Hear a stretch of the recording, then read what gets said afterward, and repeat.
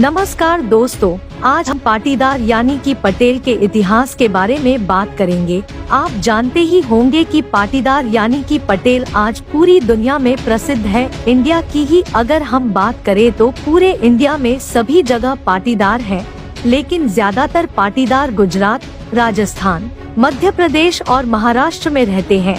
सिर्फ ब्रिटेन में ही लगभग 2 लाख से अधिक पाटीदार हैं, जो कि वहां पटेल नाम से जाने जाते हैं। इतना ही नहीं, अमेरिका में हर 8 भारतीय पर एक नागरिक पटेल है। इंडिया के लगभग 20% बिजनेसमैन पाटीदार है और उन 20% बिजनेसमैन में से 70% बिजनेसमैन गुजरात से हैं, जो पटेल नाम से ही जाने जाते हैं। भारत में भी पाटीदार को अलग अलग उपनाम से जाना जाता है। पाटीदार समाज की जनसंख्या पूरे भारत में लगभग 30 करोड़ के आसपास है। आप जानते ही होंगे, भारत के सबसे पहले गृह मंत्री सरदार वल्लभ भाई पटेल भी पाटीदार समाज से ही थे। यह थे पाटीदार के बारे में कुछ फैक्ट। अब मैं आपको पाटीदार का इतिहास बताने जा रही हूँ कि पाटीदार की उत्पत्ति कहाँ से हुई, किस तरह पूरी दुनिया में पाटीदार ने अपना नाम फैलाया। पूरी इन्फॉर्मेशन के लिए वीडियो को लास्ट तक जरूर देखिएगा। ये वीडियो देखने के बाद आप भी इन पे गर्व करेंगे। वैसे तो पाटीदार के इतिहास के बारे में कई पौराणिक कहानियां हैं, लेकिन कहा जाता है कि पाटीदार आर्य समूह के वंशज हैं, जो कि सिंधु घाटी में बसे हुए थे, जो आज भी पंजाब और पाकिस्तान के बीच में स्थित है। फिर आर्य समूह काम के हिसाब से 4 भागों में विभाजित हो गए। पहला ब्राह्मण, जिनको शिक्षा और धार्मिक सेवाएं दी गई। दूसरा क्षत्रिय, जिन्होंने युद्ध में भाग लिया और शासन किया। तीसरा वैश्य, जिनको व्यापार का काम दिया गया।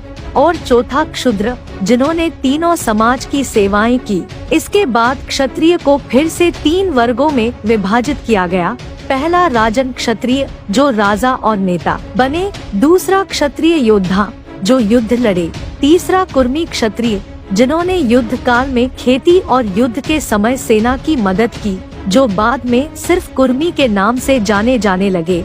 फिर कुर्मी समाज भोजन के लिए खेती करने लगे और गायों को पालने लगे।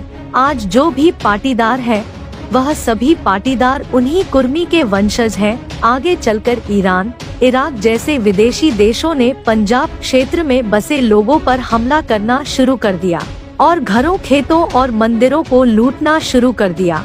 इन हमलों को देखकर कुर्मी और अन्य लोग पंजाब छोड़ने पर मजबूर हो गए और भारत के अलग अलग हिस्सों में जाकर बस गए। कुर्मी का एक बड़ा समूह गुजरात के उंझा के पास चला गया। आप जानते ही होंगे, पाटीदार समाज को 2 समूहों में बांटा गया है, एक लेवा पाटीदार और एक कड़वा पाटीदार। कुछ लोगों का यह भी कहना है कि पाटीदार समाज भगवान श्री राम के वंशज है और भगवान श्री राम के पुत्र लव और कुश के नाम पर ही पाटीदार समाज के 2 समूह का बंटवारा हुआ। लव से लेवा पाटीदार और कुश से कड़वा पाटीदार। 18वीं शताब्दी खत्म होते होते कड़वा पाटीदार के पूर्वजों ने जाना कि शिक्षा से ही समाज की उन्नति हो सकती है, तो उन्होंने फंडिंग स्टार्ट की। उस पैसे को वो समाज में शिक्षा के लिए लगाने लगे, जिसने एजुकेशन को रिवॉल्यूशन में मोड़ दिया, जिसने आने वाली पीढ़ी को कई उद्योगपति, व्यापारी, डॉक्टर, इंजीनियर, लेखक, वैज्ञानिक, प्रोफेसर, सैनिक और कई राजनीतिक बनाने में मदद की। आज की पाटीदार पीढ़ी 130 साल पहले स्टार्ट की गई एजुकेशन रिवॉल्यूशन का ही रिजल्ट है।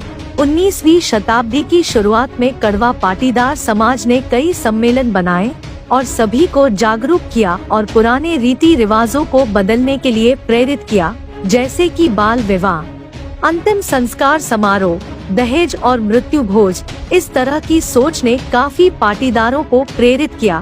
आज हमारा इतिहास बहुत समृद्ध है और प्रेरणादायक है।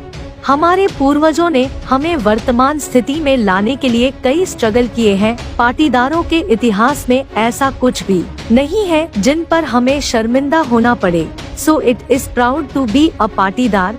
जय सरदार, जय पाटीदार, जय हिंद, जय भारत। तो दोस्तों, अगर आप पाटीदार हो और आपको पाटीदार का इतिहास अच्छा लगा हो, तो प्लीज उसे दोस्तों में शेयर करिएगा।